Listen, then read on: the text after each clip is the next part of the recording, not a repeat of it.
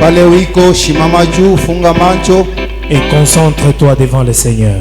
Mafikiri yako fashimwa kumbele ya Bwana.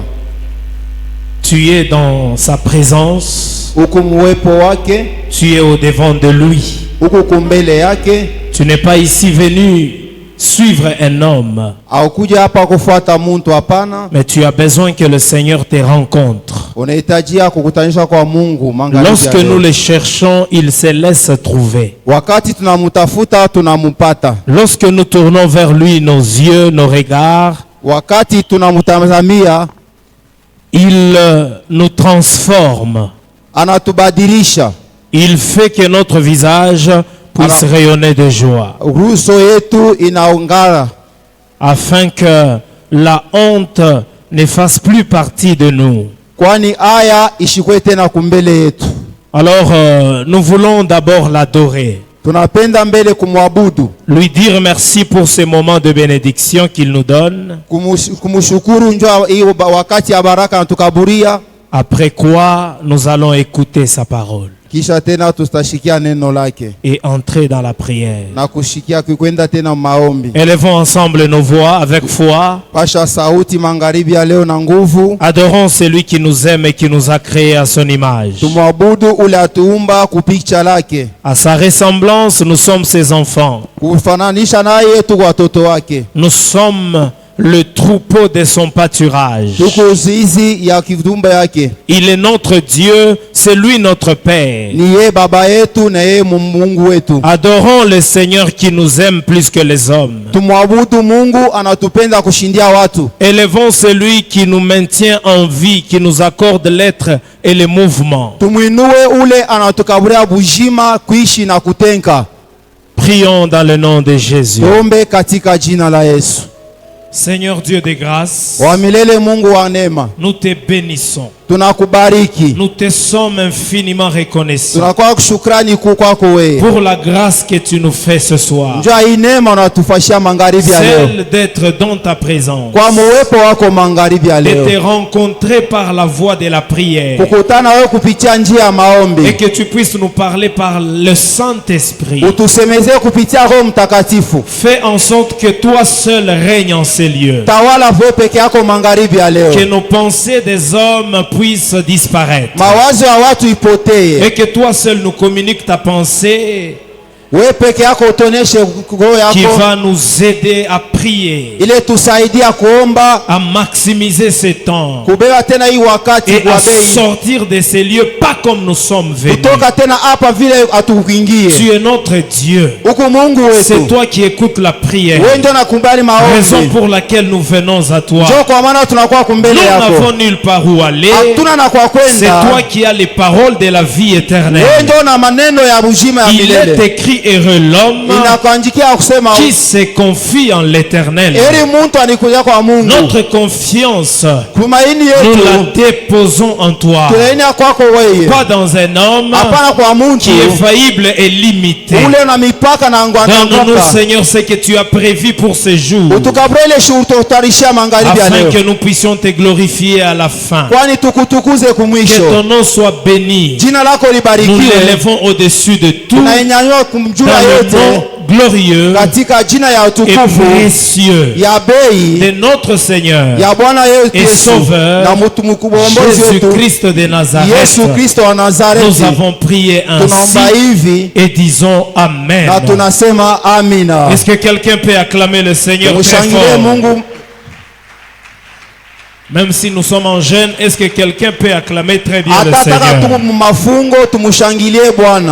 Acclame très bien ton Dieu qui t'a béni en te donnant la vie, l'être, les mouvements, l'intelligence. Tu as en possession toutes tes facultés, c'est une raison de l'acclamer.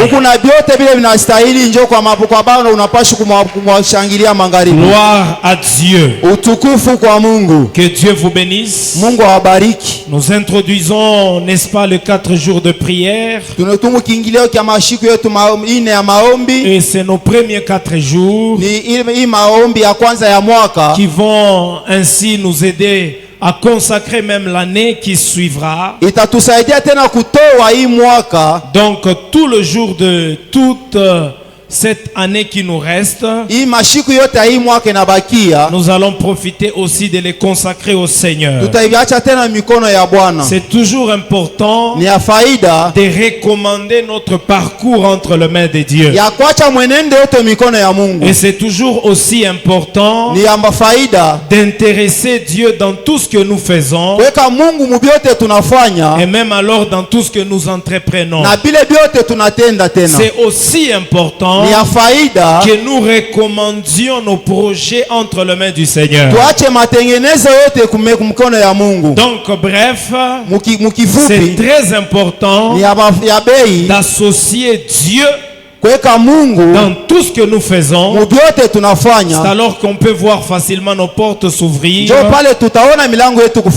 et nous allons bénir le Seigneur pour sa gloire. Je dis merci à notre Père l'apôtre Aaron,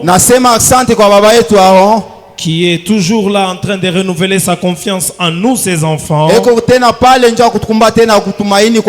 Nous lui réitérons toute notre gratitude.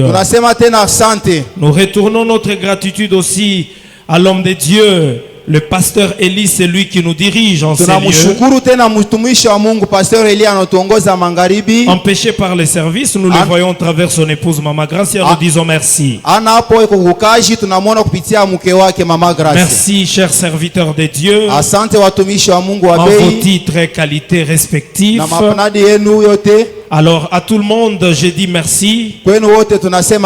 Nous voulons partager la parole du Seigneur. Est-ce que quelqu'un peut acclamer pour lui-même? Gloire au Seigneur, tu t'acclames parce que tu es victorieux et victorieuse. Tu ne sortiras pas de ces lieux tels que tu es venu. Prends ta prière avec sérieux. Et le Seigneur va t'accompagner. Bartimée n'a pas regardé ce que lui disaient les autres. L'objectif de Bartimée, c'était que le Seigneur l'entende. Alors qu'on les reprenait pour le faire taire, c'est alors qu'il accentuait la voix. Il a crié de manière à ce que Jésus a entendu. Pour nous dire, bien-aimés dans le Seigneur, quand nous crions, notre Seigneur entend. La Bible d'ailleurs précise que notre Dieu n'a pas des oreilles dures pour écouter. Quand nous crions, il entend. Et lorsqu'il entend, il agit. Bartimée avait crié, et le Seigneur l'avait répondu. Parce que Jésus ne change pas, et qu'il reste le même hier, aujourd'hui et éternellement, je crois de tout mon cœur que tes cris seront entendus ce soir, et que le Seigneur va changer le spectacle de ta vie, et que tu vas atteindre une autre dimension que tu n'étais pas avant ce soir. Cela est possible parce que notre Dieu, rien n'est impossible à lui. Je suis en train d'activer, de réveiller la foi de quelqu'un, afin qu'il ne prenne pas ces moments comme un moment habituel, un moment routinier de tout le jour. Ça se fait comme ça, non. Concentre-toi devant le Seigneur, et le Seigneur se manifestera dans ta vie. Alléluia. Amina. Est-ce que nous pouvons lire la parole de Dieu? Tenons-nous debout. Le thème principal, nous le connaissons dans ce genre de programme, c'est que le Seigneur, mes portes s'ouvrent. Alors nous allons prier pour que nos portes puissent s'ouvrir. Il y a des portes qui s'ouvrent instantanément. Il y a d'autres qui prennent du temps. Mais ce qui est certain, toutes les portes s'ouvriront dans ta vie. Parce que la parole de Dieu ne mentira jamais. Exode chapitre 1er. Kutoka sura yake ya kwanza. Nous allons lire à partir du verset 8. Nous allons commencer à sauter pour terminer au verset 22. Je vais sauter de manière assez à séquencer, n'est-ce pas, les idées pour nous fixer la manière dont nous allons prier. Alors, je commence par le verset 8. La Bible dit, « Il s'éleva sur l'Égypte un nouveau roi qui n'avait point connu Joseph. » Dans d'autres versions, on dit, « Il s'éleva sur l'Égypte un nouveau roi qui était ingrat envers Joseph. » La Bible dit, « Il dit à son peuple, « Voilà les enfants d'Israël qui forment un peuple plus nombreux et plus puissant que nous. Allons, montrons-nous habiles à son égard, empêchons qu'il ne s'accroisse et que s'il survient une guerre, il ne se joigne à nos ennemis pour nous combattre et sortir ensuite du pays. » L'objectif, c'est que le peuple d'Israël ne puisse pas sortir du pays. La Bible dit, on l'établit sur lui de chef des corvées afin de l'accabler des travaux pénibles. C'est ainsi qu'il bâtit les villes de Python et de Ramsès pour servir de magasins à Pharaon. Ils ont bâti des villes, pas pour leur bien, mais pour Pharaon. Je vais sauter pour aller au verset 19. Le sage femme répondirent à Pharaon, « C'est que les femmes des Hébreux ne sont pas comme les Égyptiennes. Elles sont vigoureuses et elles accouchent avant l'arrivée de la sage femme. » Dieu fit du bien aux sages femmes et le peuple multiplia et devient plus nombreux. Parce que les sages femmes avaient eu la crainte de Dieu, Dieu fit prospérer leur maison. Alors Pharaon donna cet ordre à tout son peuple. Vous jetterez dans le fleuve tout garçon qui naîtra et vous laisserez vivre toutes les filles. Parole de Dieu. Amen. Bien-aimés dans le Seigneur, en tant que chrétien et lecteur de la Bible, personne ne pourra ignorer cette histoire. C'est l'histoire des enfants d'Israël. Après que Joseph ait recueilli la maison de son père dans le pays où il était élevé,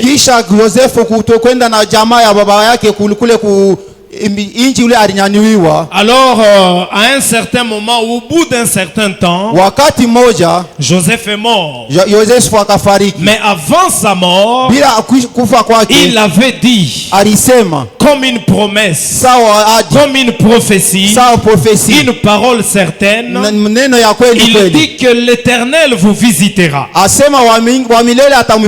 Il vous fera monter de ce pays vers le pays de mes pères. Alors quand vous serez en train de monter, n'oubliez pas mes os. Vous devez les récupérer aussi. Donc l'Égypte n'était pas un endroit fixe pour les enfants d'Israël. La terre promise n'était pas l'Égypte, mais c'était Canaan. Et pendant que le roi s'est succédé, il est arrivé qu'un roi est venu au pouvoir, ou encore il est entré dans son règne, un autre pharaon, mais qui n'avait pas reconnu Joseph, ou qui n'avait pas connu Joseph, ou encore il était ingrat envers Joseph, parce que Joseph avait sauvé leur pays pendant que la calamité et la famine frappaient toute la contrée. Et vous connaissez l'histoire. Et ce roi monte avec une idée. L'idée c'était d'empêcher à ce que les enfants d'Israël ne croissent, pour que par après qu'ils puissent trouver leur liberté. L'objectif de Dieu pour le chrétien que nous sommes, c'est que nous devons être libres. Dieu nous veut libres pour faire sa volonté, pour entrer sur le chemin de la destinée qu'il nous a tracé. Il n'est pas possible que nous puissions nous épanouir tout en n'étant pas libre. Il n'est pas possible que nous puissions croître sur tous les plans si nous ne sommes pas libres. Raison pour laquelle le Seigneur lui-même a dit, si donc le Fils vous a franchi, vous serez réellement libres. L'objectif de nous rendre libres, c'est pour que nous puissions prospérer. C'est pour que nous puissions aller de l'avant. C'est pour que nous puissions atteindre les dimensions de Dieu. Il n'est pas possible à un enfant de Dieu ou encore à un homme ou à une femme sans liberté d'aller de l'avant, de prospérer. Surtout si vous êtes esclave et que vous êtes privé de beaucoup de droits et de beaucoup de libertés, il est impossible d'évoluer. Ici, le roi d'Égypte, il appelle son peuple. Il dit, n'aviez-vous pas fait une observation? Ne voyez-vous pas que le peuple juif est en train de s'accroître? Et voilà, de plus en plus, ils deviennent puissants. Nous devons nous montrer habiles. Nous devons les dominer, les empêcher à croître, afin d'éviter que lorsqu'ils vont croître, qu'ils se joignent à nos ennemis, et après avoir remporté la victoire sur nous, et qu'ils puissent partir. Moi je pensais que ces rois allaient dire, vous ne voyez pas qu'ils vont se multiplier pour que demain qu'ils nous ravissent le pays. Le roi ne fait pas cas de cela. Mais le roi martèle sur une chose. Empêchons-les de sortir de notre pays. Parce que la bénédiction d'Israël, la prospérité d'Israël et l'épanouissement d'Israël avait pour début sortir d'Égypte. Il fallait d'abord qu'ils sortent. En sortant, c'est alors qu'ils vont commencer à expérimenter l'évolution et la prospérité. Et Pharaon met cette intelligence en place pour les empêcher de prendre la porte de sortie. Peu d'évolution aujourd'hui, beaucoup de prières, peu de prospérité aujourd'hui, malgré des prières répétées. C'est parce que certaines personnes n'ont pas encore compris qu'il faut d'abord être libre, qu'il faut d'abord s'affranchir du système de l'Égypte, qui aujourd'hui est un système du monde avec les contours de beaucoup de réalités. Bien aimé dans le Seigneur, le diable peut nous laisser prier si nous n'avons pas discerné qu'il faudra d'abord quitter son camp, être dans le camp de Jésus, ne plus faire la volonté volonté du diable.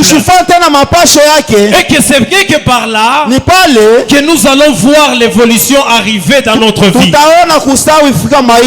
C'est la raison pour laquelle beaucoup de prières peu de résultats.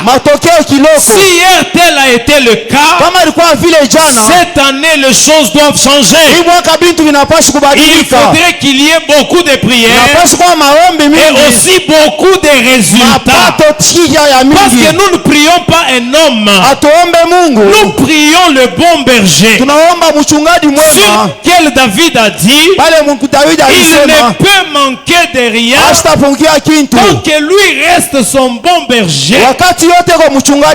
Est-ce que quelqu'un est là ce soir? Bien-aimé dans le Seigneur, il faudra que nous puissions nous affranchir du système du diable afin qu'on voie l'épanouissement arriver.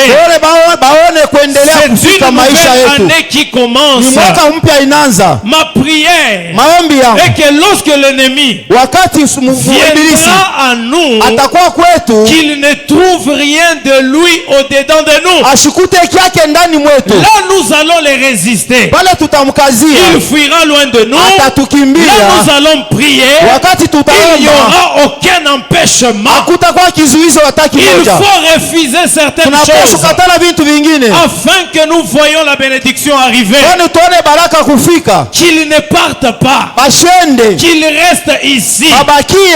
Empêchons-le d'être puissant et de croître pour demain qu'il puisse partir. Amen. Amen. Nous devons les empêcher. Ça, c'est l'intelligence diabolique. En faisant quoi? En faisant de sorte que qu'ils ne puissent trouver aucun chemin où ils partiront. Gloire soit rendue à Dieu. Parce que le plan de Dieu était déjà arrêté. Et le Seigneur voulait l'affranchissement de son peuple. Et je prie ce soir au nom de Jésus que le Seigneur étende sa main sur toi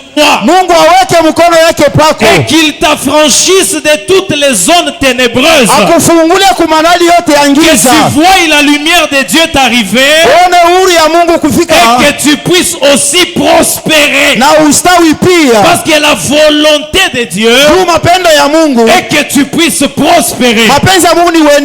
Ils ont travaillé en Égypte, mais ils n'ont bénéficié d'aucun fruit de leur travail. La Bible dit ils ont travaillé, ils ont bâti des maisons, ils ont bâti des villes. On en cite deux principales villes, Pithom et Ramsès. La Bible ne dit pas qui servit d'abri aux enfants d'Israël, non, mais qui servit de magasin à Pharaon. Donc ils ont travaillé au profit de Pharaon. Au lieu de travailler pour leur Dieu et pour leur propre bénédiction, mais ils ont travaillé pour le bien des autres.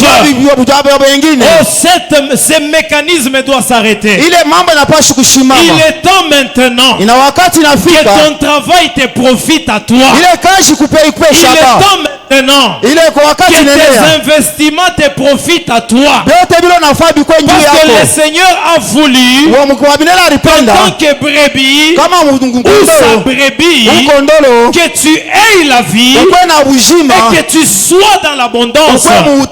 La première des choses, cherche la porte de sortie. Et la porte de sortie ce soir s'appelle Jésus de Nazareth. Nazareth. Il faut confesser le nom de Jésus. Croire qu'au nom de Jésus, je quitte les ténèbres. Je suis dans la lumière. Et tu verras cette lumière. Le Seigneur a dit dans sa parole, invoque-moi et je te répondrai. Les enfants d'Israël, ils ont crié. La Bible déclare, j'ai entendu les cris d'Israël crient qu'ils pousser ses oppresseurs. Je suis descendu pour les délivrer. Amen. Amen. Il est descendu pour les délivrer. Bien-aimés, ne prenez pas cette délivrance comme une affaire d'histoire. Quand on vous prêche et qu'on fait allusion à certaines histoires de la Bible, ne les prenez pas toujours dans l'angle de l'histoire. Nous prêchons, certes, c'est une histoire, mais c'est un événement d'un Dieu qui agit dans un présent éternel. Ce qu'il a fait avec Israël, il est capable de le faire aussi avec nous. Parce que la méthode de l'ennemi n'a pas changé. C'est de les laisser aller à l'église. Laissez-les prier. Mais ne laissons pas qu'ils sortent. Voilà pourquoi ils combattent ta foi. Il ne veut pas que tu crois qu'en invoquant Jésus, tu peux avoir ton affranchissement. Il ne veut pas que tu crois qu'en appelant Jésus, tu verras ta liberté arriver. Il veut seulement que tu crois. Tel que ton oncle était mort, tel toi aussi tu mourras. Tel ta mère a fini, tel toi aussi tu finiras. Non, bien-aimé, si tu l'invoques, il est capable de mettre un décalage entre l'histoire de ton père et ta propre histoire. Ils ont fait 400 ans en Égypte. Plusieurs sont morts en Égypte. Mais la génération de Moïse n'était pas mort en Égypte. Ils ont quitté l'Égypte parce que Dieu était descendu pour leur délivrance. Toi aussi, j'ai pris que le Seigneur descende et qu'il puisse t'affranchir. Pendant que Israël se regardait comme malheureux, nous sommes dans un pays étranger, nous sommes les moindres de tous les peuples de la surface de la terre. Mais par l'œil spirituel, laissez-moi le dire comme ça, par la façon de regarder spirituel de Pharaon, il ne voyait pas un peuple nul et moindre de tout le peuple du monde. Mais il voyait une armée puissante qui était en train de croître. La délivrance, c'est aussi changer ta façon de te regarder. Nous invoquons le Seigneur, oui. Changeons aussi notre façon de nous voir. Tu n'es pas le plus malheureux de tous. Tu n'es pas la plus malheureuse de tous ou de toutes. Tu es un enfant de Dieu. Tu es béni de toutes sortes de bénédictions. Tu es en alliance avec Dieu. Les promesses de Dieu reposent sur toi.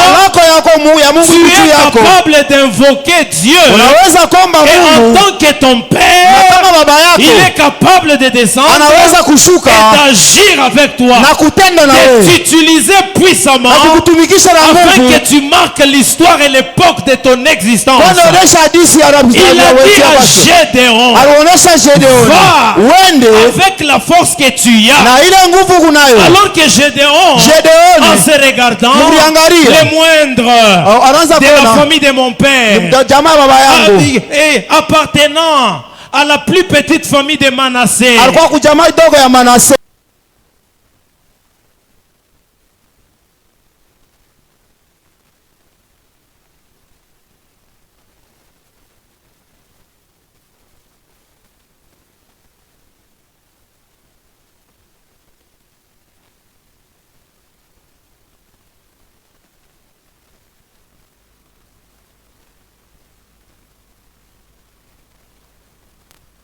Dressé léger devant Goliath.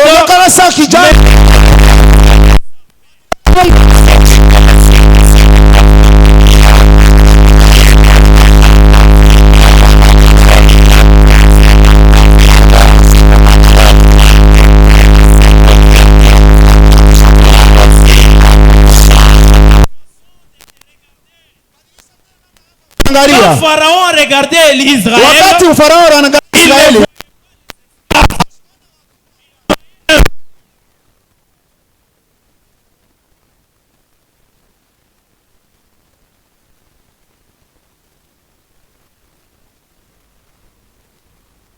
pour les dominer. Est-ce que tu peux dire à ton voisin ignorance? Ça c'est une arme sophistiquée que le diable utilise jusqu'à maintenant afin de bien nous contrôler et nous terroriser. Parce qu'il sait que quand nous ignorons, nous ne pouvons pas évoluer. Quand nous ignorons, on ne peut pas faire ce que Dieu attend de nous. Et le diable travaille et domine par l'ignorance. C'est pourquoi on l'appelle le prince des ténèbres. Ce n'est pas que les ténèbres ici c'est la nuit, c'est sombre, vous ne voyez pas, non. Ici les ténèbres c'est le système de l'ignorance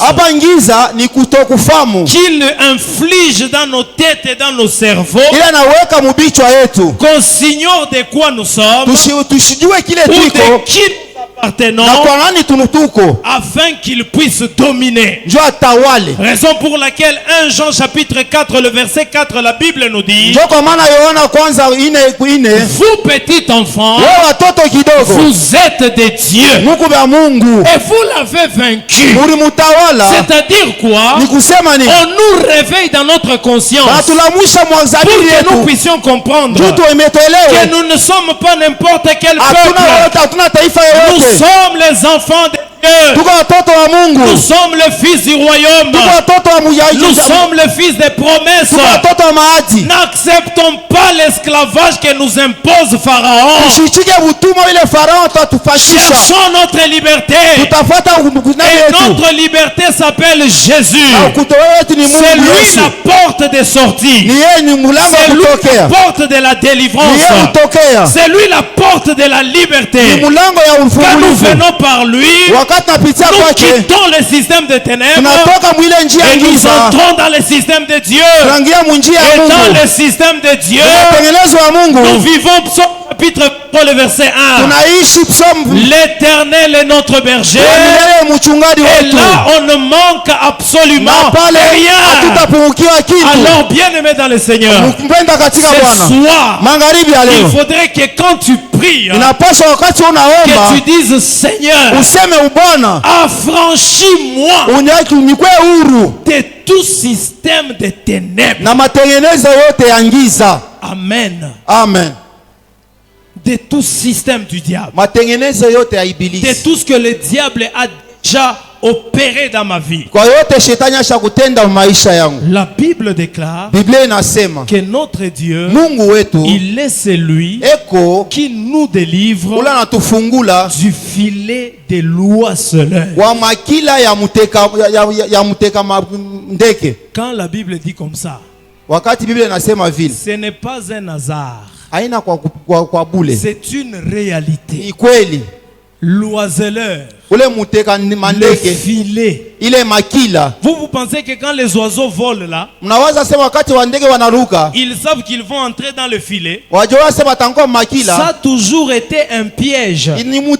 Voilà pourquoi dans la prière que le Seigneur nous a donnée, il a dit délivre-nous de toute tentation.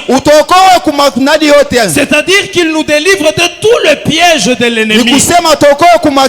Parce que le Seigneur sait, une fois pris dans le piège, on peut bon vouloir que les choses nous arrivent.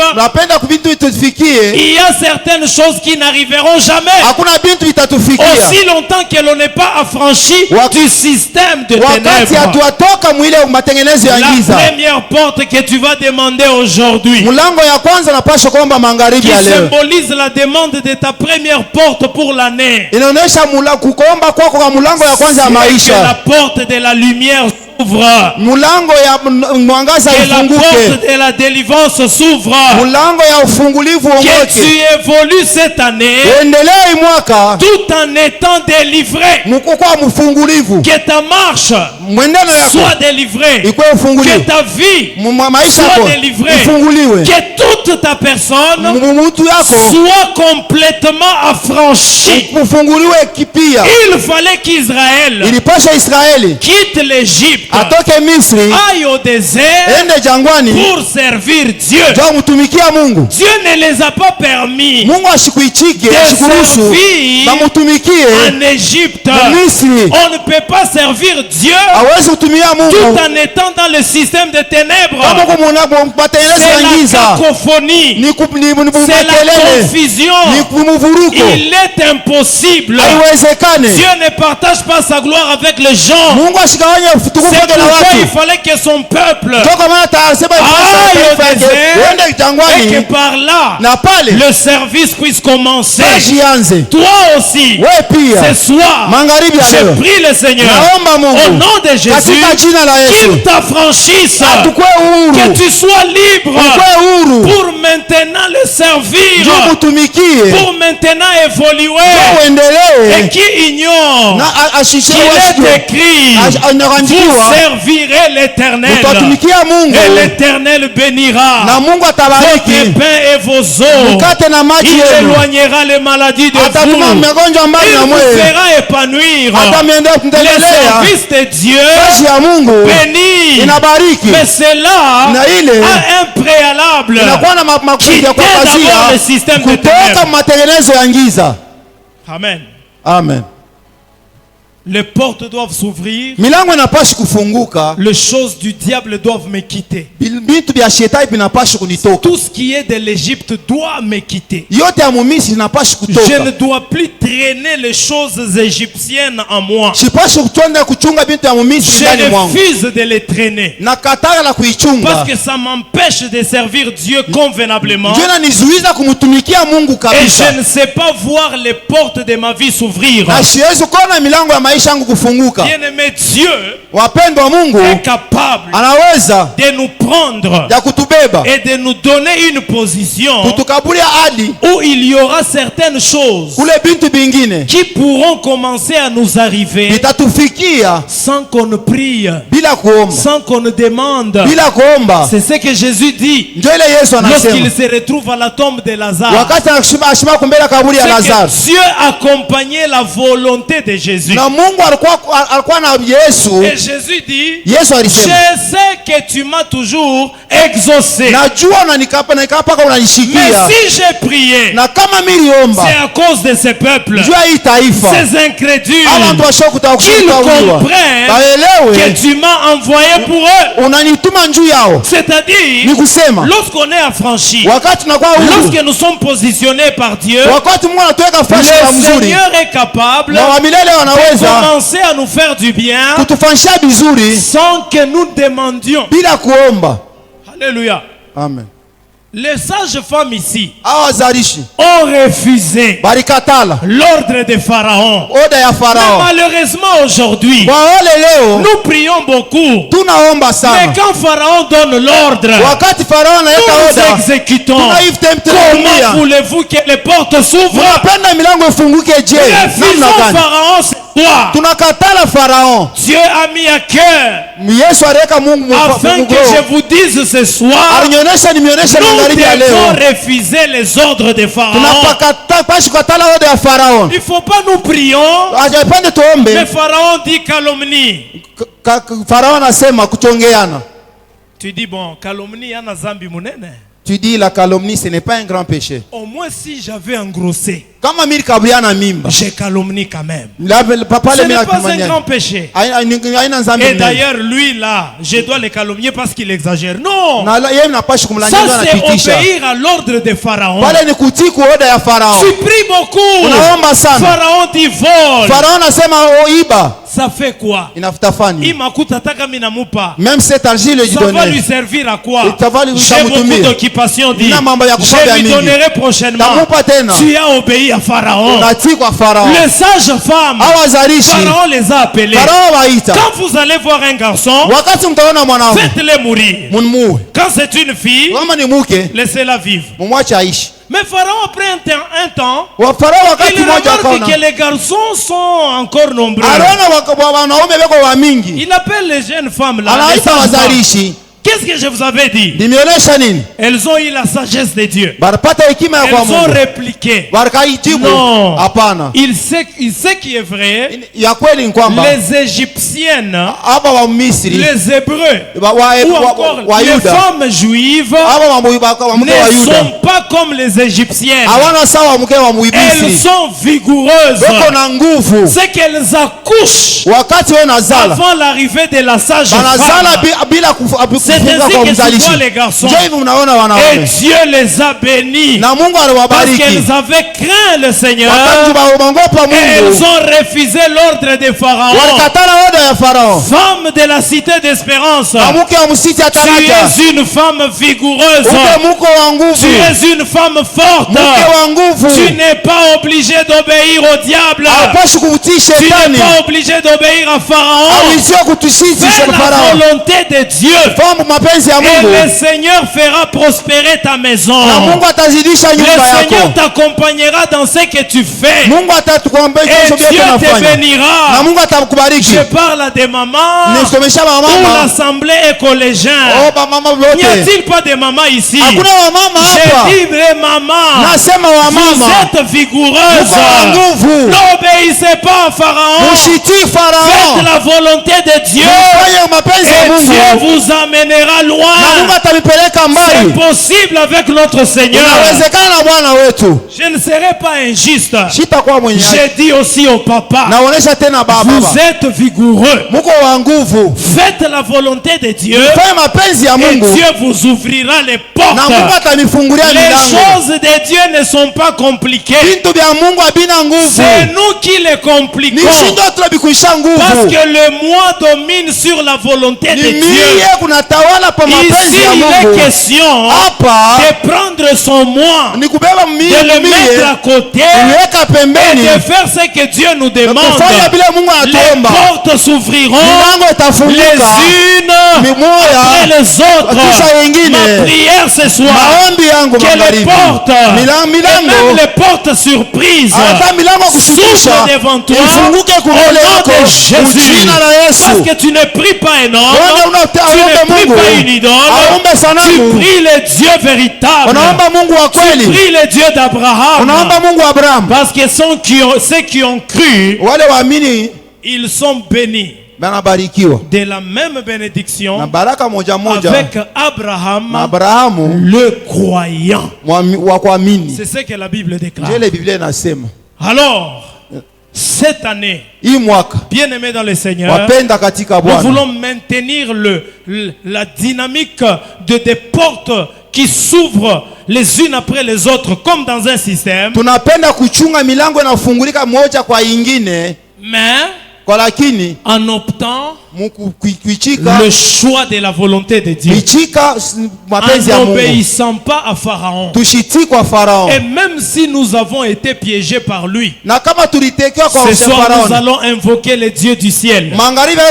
C'est lui qui nous délivre de tous les pièges de l'ennemi. Même si tu as été piégé dans ta famille, même si tu avais été consacré à un sacrifice de famille, pour que tu vives les conséquences des paroles ancestrales, ce soir au nom de Jésus, que la parole qui dit il nous a délivrés des ténèbres vers son admirable lumière s'accomplisse dans ta vie, qu'ils puissent regarder dans leur marmite, qu'ils puissent regarder dans leur bouteille et qu'ils ne te voient plus, parce que la main de Dieu, celle qui n'est pas courte, s'est étendue pour te sortir de là, afin que tu sois libre. Il avait étendu sa main sur l'Égypte et il a délivré son peuple par sa puissante main. Il les a pris sur ses ailes d'aigle et les a amenés vers lui. Que Dieu te porte, que Dieu te prenne, que Dieu t'amène vers la liberté. Quitte les ténèbres, vis l'affranchissement, et c'est là au nom de Jésus. Est-ce que quelqu'un peut se tenir debout? On veut prier. Tiens-toi debout, bien-aimé. Nous voulons prier le Seigneur. C'est la première prière introductive. Nous voulons maintenant à ce que nous puissions être affranchis. J'aimerais que tu pries le Seigneur. J'aimerais que tu sois sérieux dans la prière. Ne te complique pas la vie. Est-ce que quelqu'un m'entend ce soir? Ne te complique pas la vie. Ici, il est question de prier. Alors prie. Parce qu'il y a certaines personnes. Prions. Il se souvient de celui qui a sa dette. En tout cas, quand je vais quitter, je vais l'appeler. Si je ne réponds pas demain au parquet, c'est la prière. Dans la prière. Il est pensé, d'où vient cette pensée? C'est le diable. Maximise le temps. Concentre-toi. Il y a des gens qui avaient prié. Même un temps où Dieu était rare en Israël. Et Dieu avait répondu. Nous prêchons beaucoup Anne ici. Quand Anne avait prié, c'était à l'époque de l'apostasie, où les fils des sacrificateurs étaient corrompus. Ils ont introduit un fait étranger dans le sacerdoce. Et il y avait le désordre dans le temple. Mais c'est en ce moment-là de confusion que Anne avait prié et Dieu l'avait exaucé. Les sacrificateurs étaient partis vers Anne. Au lieu de lui dire tu as prié beaucoup, lève-toi, rentre à la maison. Mais le sacrificateur lui dit tu es ivre. Parce que c'était fréquent. Les gens venaient ivres, priaient à l'église. Ce n'était pas une question au hasard. C'était fréquent dans le temple. Ceux qui veulent rester dans la fréquence du diable, laisse-les. Seigneur, Dieu va t'écouter et il va t'exaucer. Est-ce que quelqu'un comprend ce soir? Alors ferme les yeux là où tu es. J'aimerais que nous puissions prier. Nous puissions invoquer le Seigneur. La première des choses, nous voulons appeler la main de Dieu qui nous délivre de tout système du diable. La main de Dieu qui est capable de nous délivrer même dans ce que nous ignorons. Il y a des choses que nous maîtrisons, il y en a d'autres que nous ne maîtrisons pas. Il faut que Dieu intervienne et le Seigneur est capable de le faire. Est-ce que quelqu'un peut fermer les yeux? J'aimerais que tu sois charismatique. S'il faut marcher dans la salle, marche. S'il faut aller à genoux, vas-y. Mais prie à haute voix. Demande la main de Dieu. La main qui délivre. Au nom de Jésus. Prie le Seigneur. Élève ta voix. Élève ta voix. Élève ta voix. Élève ta voix. Élève ta voix. Dieu est capable. Dieu est capable. Dieu est capable. Dieu est capable. Le Seigneur est capable. Qu'il t'exauce. Qu'il t'exauce. Qu'il étende sa main. Qu'il étende sa main. Qu'il étende sa main. Qu'il te délivre. Qu'il te délivre. Qu'il te délivre. Qu'il te délivre. Au nom de Jésus. Au nom de Jésus. Que le Seigneur te délivre. Qu'il étende sa main. Dis-lui, Seigneur, délivre-moi de tout système du diable. Délivre-moi. Délivre-moi. Délivre-moi. Il est capable. Au nom de Jésus.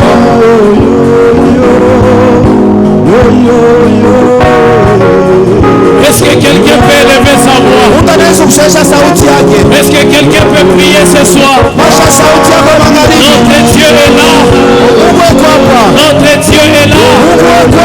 Notre Dieu est là. In the name of Jesus. In the name of Jesus. In the name of Jesus. In the name of Jesus. La main de Dieu. La main de Dieu. La main de Dieu. Rende karabashata yaba. Rinde santa yaba rabashaide. Reke santa yaba rabashata yaba. La main du Seigneur. La main du Seigneur est là ce soir. Est là ce soir. Est là ce soir. Qu'elle te sorte. Qu'elle te sorte de tout système du diable. Qu'elle te sorte de tout système de l'ennemi. Qu'elle te sorte. Qu'elle te sorte. Rende karabashantayaba. Au nom de Jésus. Au nom de Jésus. Au nom de Jésus. Au nom de Jésus. Au nom de Jésus. Au nom de Jésus. Au nom de Jésus. Au nom de Jésus. La main de Dieu. La main de Dieu. La main de Dieu. La main de Dieu. La main de Dieu. Qu'elle s'étende. Qu'elle s'étende. Qu'elle s'étende. Qu'elle s'étende. Au nom de Jésus. Au nom de Jésus. Au nom de Jésus. Au nom de Jésus. Au nom de Jésus.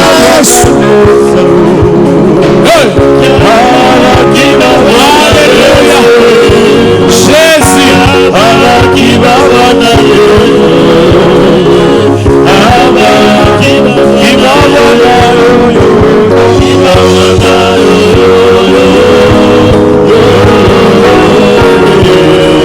Que Dieu étende sa main. Que Dieu étende sa main. Que Dieu étende sa main. Que Dieu étende sa main. Que Dieu étende sa main. Que Dieu étende sa main.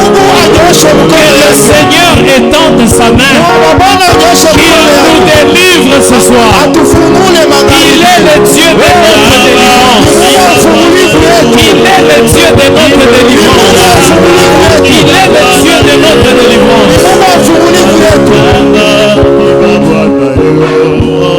Bien-aimé dans le Seigneur, j'aimerais que tu pries. Prie. Avec souci de ta vie. La Bible dit sentez votre misère.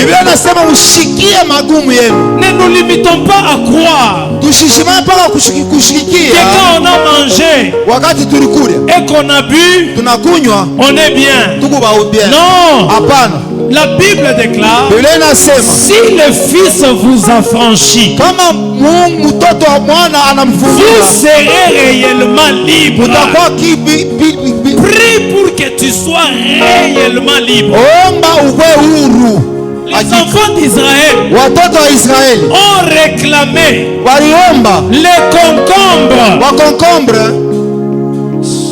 Ils ont réclamé les concombres et les tomates qu'ils mangeaient en Égypte alors qu'ils étaient esclaves. En Égypte, nous mangeons les concombres. En Égypte, nous mangeons les tomates. Toi, tu nous amènes au désert.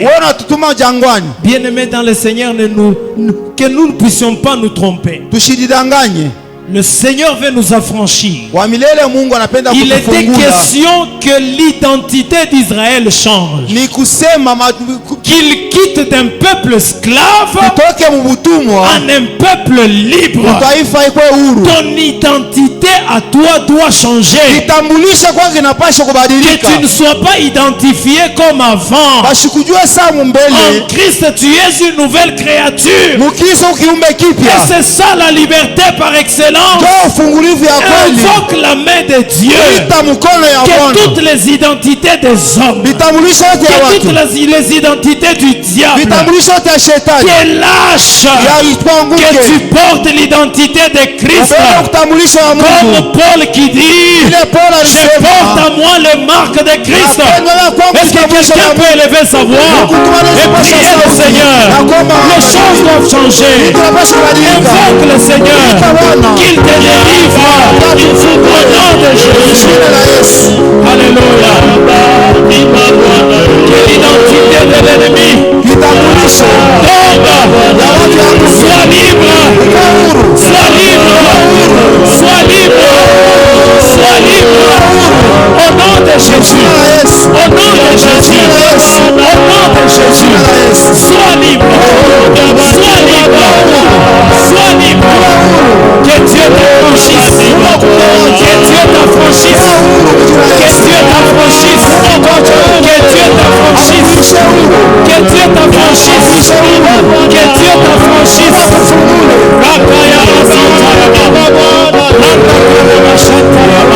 Que le Seigneur t'affranchisse. Que le Seigneur t'affranchisse. Que le Seigneur t'affranchisse. Que Dieu t'affranchisse. Que Dieu t'affranchisse. Que Dieu t'affranchisse. Affranchis-nous. Affranchis-nous. Au nom de Jésus. Jésus.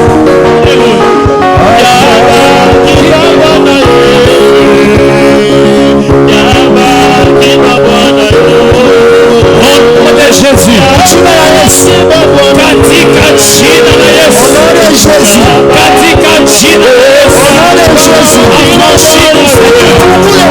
Délivre-nous, Seigneur. Affranchis-nous, Jésus. Nous avons besoin de toi. Étends ta main, Seigneur. Au nom de Jésus. Au nom de Jésus. Au nom de Jésus. Au nom de Jésus. Au nom de Jésus. Au nom de Jésus. Au nom de Jésus. Au nom de Jésus.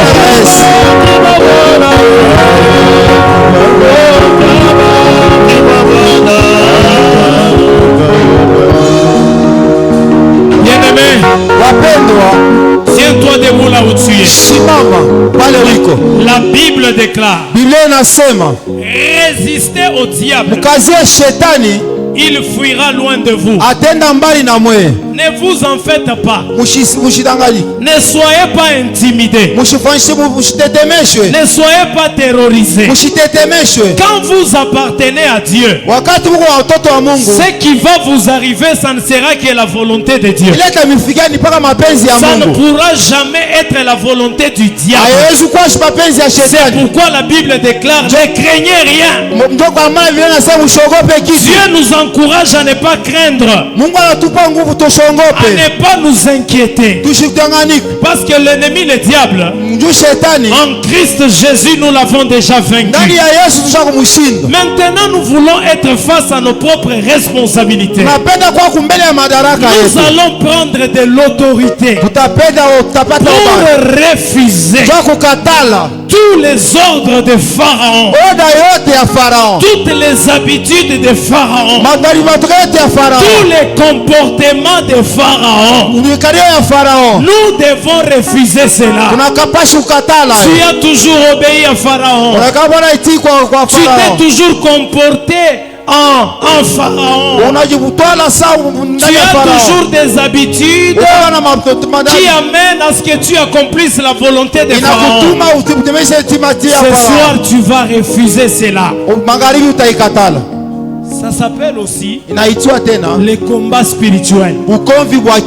Tu te lèves, tu te dis à partir d'aujourd'hui, je ne mentirai plus, je ne volerai plus, je ne me prostituerai plus, je n'ensorcellerai plus, je ne ferai plus ce qui n'est pas de Dieu. Je ferai seulement la volonté de Dieu. Église du Seigneur, prie ainsi et Dieu te donnera la victoire. Prie ainsi, tu verras les portes s'ouvrir. Est-ce que quelqu'un peut élever sa voix? N'aie pas peur du voisin. Prie le Seigneur.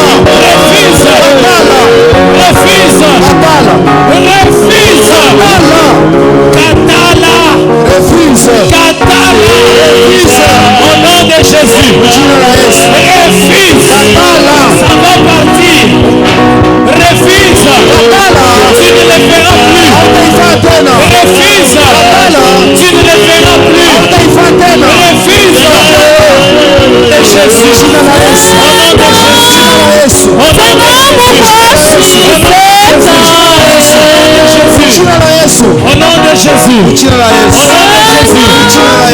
Au nom de Jésus. Au nom de Jésus.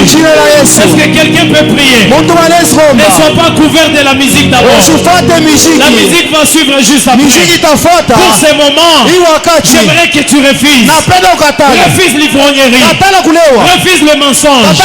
Refuse toutes ces choses que le diable t'impose, qui viennent comme les ordres de Pharaon. Les sages femmes ont refusé de tuer l'ordre. Pharaon était de tuer. Elles ont refusé de tuer. Refuse aussi. Jésus a refusé ce que le diable lui demandait de faire. Jette-toi. Je ne me jetterai pas. Transforme ces pains en pain. Je ne le ferai pas. Prosterne-toi. Je ne le ferai pas. Après quoi, Dieu l'a béni, Dieu l'a élevé, Dieu s'est glorifié.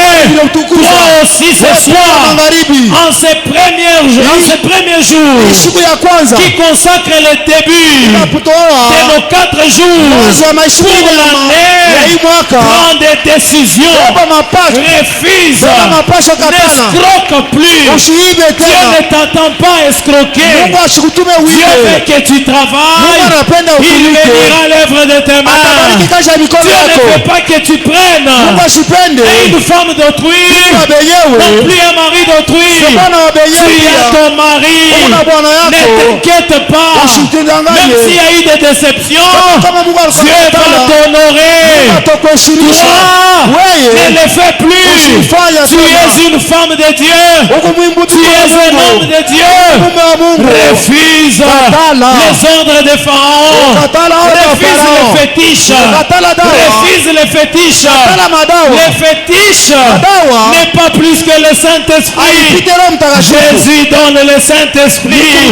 Il te le donnera et il te bénira. Refuse même ce qui est de coutume. C'est la sorcellerie. Refuse ces choses. Tu n'es pas de coutume. Tu es de Dieu. Tu n'es pas des ancêtres. Tu appartiens à Jésus. Refuse. Refuse. Refuse. Refuse. Au nom de Jésus. Au nom de Jésus. Que le diable soit dans la confusion. Allez-y servir votre Dieu avec vos bœufs. Mais vous laisserez vos femmes. Mais vous laisserez quelque chose. Non, on ne va rien laisser. Nous allons avec nos maisons servir Dieu. Refuse d'hypothéquer une partie de ta maison et que tu sois un pied dedans, un pied dehors. Sois tous les deux pieds en Jésus et les portes s'ouvriront. Refuse. Refuse. Refuse. Au nom de Jésus. Que Dieu t'accompagne. Que Dieu t'exauce. Que Dieu honore ta foi. Au nom de Jésus. Et que ta maison puisse prospérer. Alléluia. C'est la prière que nous voulons. Faire tout de suite. La prière de la prospérité. Bien-aimé, Dieu va vous faire prospérer. À la cité d'espérance, vous allez prospérer. La Bible déclare, elles ont refusé. Et Dieu a fait prospérer leur maison. J'aimerais que tu pries ce soir. Que tu dises à Dieu, fais prospérer ma maison. Bénis ma maison. Mes enfants. Ma femme. Mon mari, mes affaires, que tout ce que je fais soit prospère et soit béni. Est-ce que quelqu'un peut prier? C'est la dernière requête. Prie encore avec foi. Au nom de Jésus. Prie le Seigneur. Prie le Seigneur. Au nom de Jésus. Au nom de Jésus. Que Dieu te fasse prospérer. Tu es la brebis du Seigneur. Tu ne manqueras de rien. Le Seigneur est ton partage. Vis la grâce de Dieu. Vis la volonté de Dieu.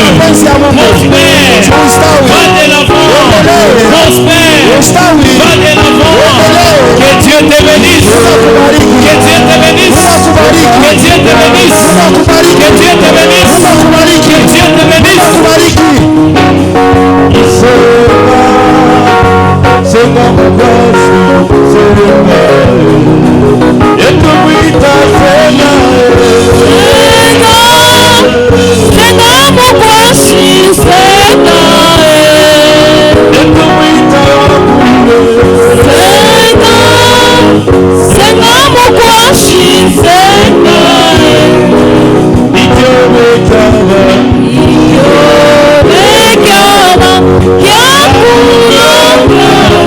Yeah.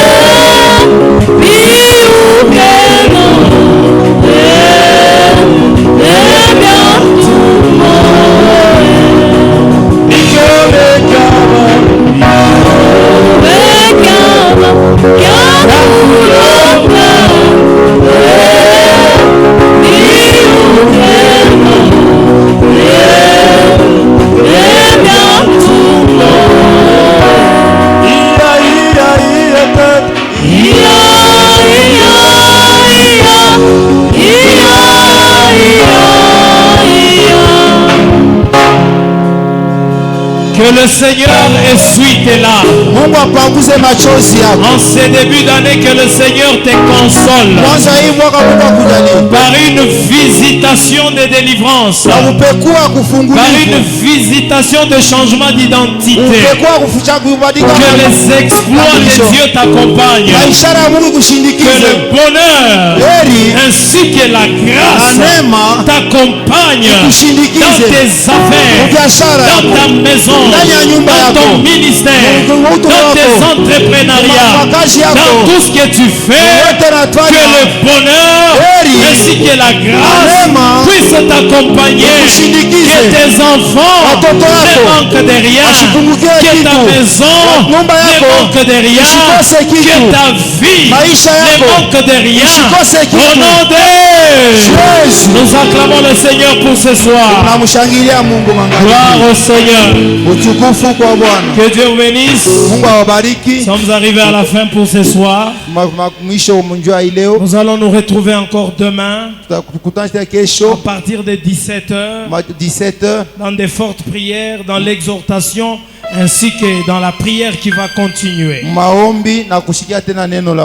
J'aimerais tout simplement que tu t'approches avec ta foi, un cœur ouvert et disponible, sans rancune, sans tristesse, sans amertume, innocent devant la face du Seigneur, afin que ta prière monte comme un parfum de bonne odeur et que le Seigneur t'exauce. Que Dieu soit loué. Rapidement, nous allons prendre nos offrandes. Nous allons les déposer dans les paniers qui sont...